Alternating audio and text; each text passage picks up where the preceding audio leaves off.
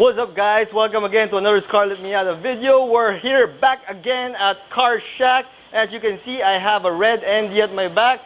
There's another white ND right here. Those are not Scarlet because Scarlet is right there near the entrance. I have two of my friends who are with me right now. We're gonna have another Scarlet Miata mod video. We're going to install a set of Cusco front strut braces. I'm gonna show that to you guys. Let's go.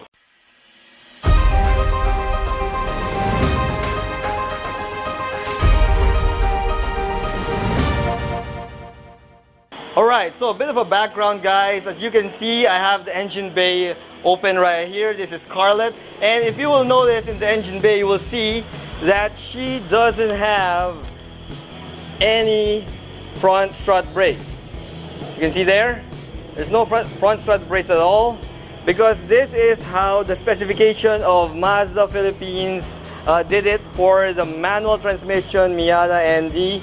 Unfortunately, we don't get all the goodies. We don't get the Bose sound system. We don't get the front strut braces.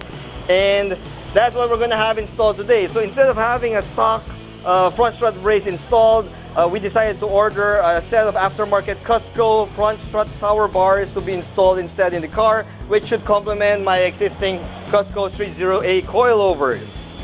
So the process begins once again with the removal of the plastic trim near the wiper area. As you can see here,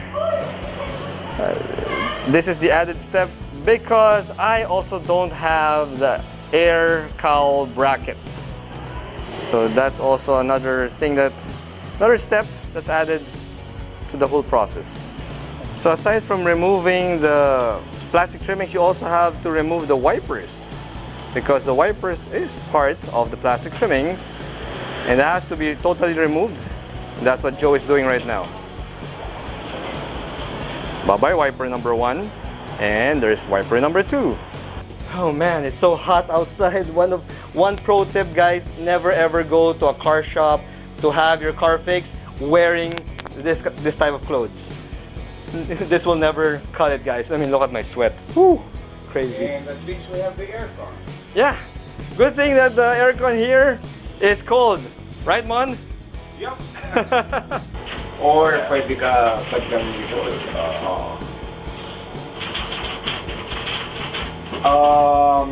Kasi sometimes it's so hot outside, so I'm just hanging out with the boys here. It looks better when it's bigger, but in reality, it's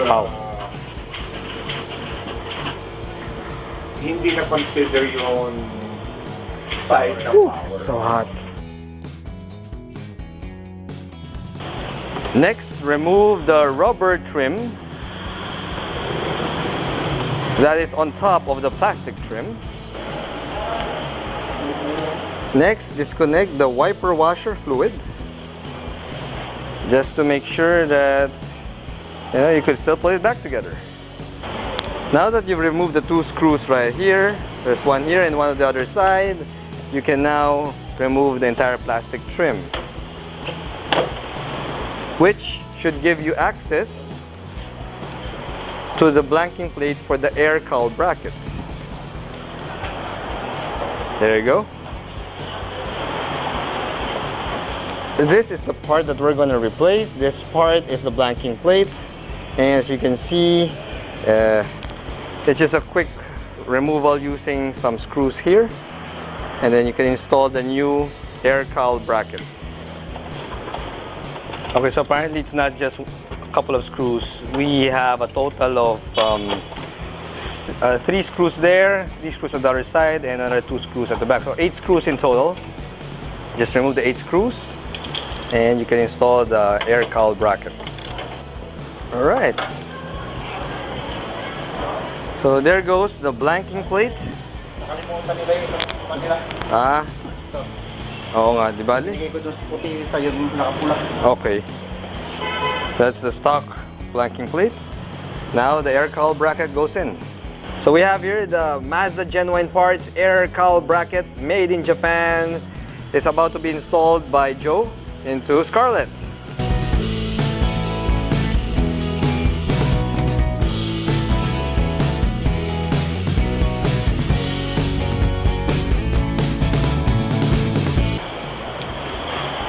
So now it's the replacement of the plastic trimmings. The air cowl bracket has been installed. And since Scarlett is the third car that Joe is already doing, so he already has a better system in doing the install process. So he just uninstalled everything first, including these parts. And then now that everything's done, he puts the air cowl bracket in and then reinstalls everything. So it's going to be a faster procedure than the first two cars of my friends. Install the rubber. The rubber trim now goes in. It's a little bit of a simple yet tedious process. Right. Galing ah. Galing ah. Ha? Kaya ko na nga. Oo nga, papanoorin ko na lang ulit to. Okay, so now the wipers go back on. Pretty straightforward, just put back the bolts. Just make sure that the wipers are aligned. And then it's just a question of tightening the bolts. Okay, so the air cowl bracket is in. Just question of putting the strut bar on.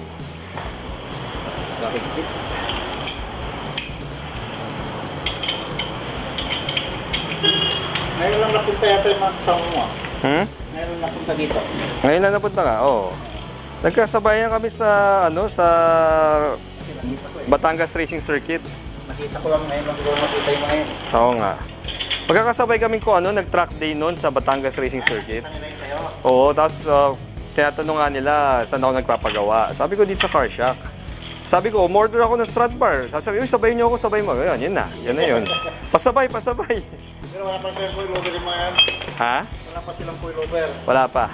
Stock nga yung kanila eh. Yan yung yung pula, si Joel, medyo may mga inayos-ayos na rin. Pero sa performance, wala pa, stock pa.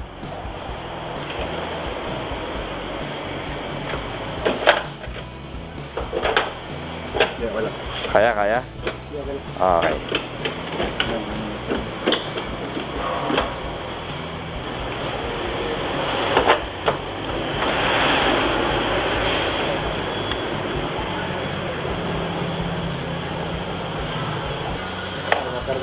Okay, if you notice, this Cusco strut power bar has provisions for bolts that will connect to the capacitor.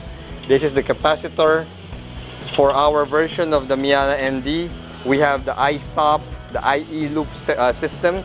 So unlike the NDs in the States, you don't have that. That's why it's a big possibility that any front strut bar that is ordered from the States that follows the ND US model and specifications will not have the brackets that will help you connect this entire doohickey right here. So as you can see, the fit, all the fit and finish is just right. It's really made for a Miata ND that has the I-stop and IE loop system. Alright, so it's done. After tightening all the bolts of the strut powered bar, just a matter of removing all the plastic bits, protective covering, to reveal the stainless steel silver of the front strut bar. We have Cusco's signature blue right here on the mounts, and just your regular stainless steel bar right there. Alright guys, so that's a wrap. We have the install process done. Scarlett now has a Cusco front strut tower bar in place. It's all done by my good man here, Joe. That's Joe right there. So Joe, say hi to our fans. Alright guys, so Joe was able to install 3 front strut tower bars in less than 2 hours here at CarShack. Anyway, that's another install video for you. If you like this video, please subscribe to my channel, hit that like button guys, and I'll see you again soon. Bye-bye.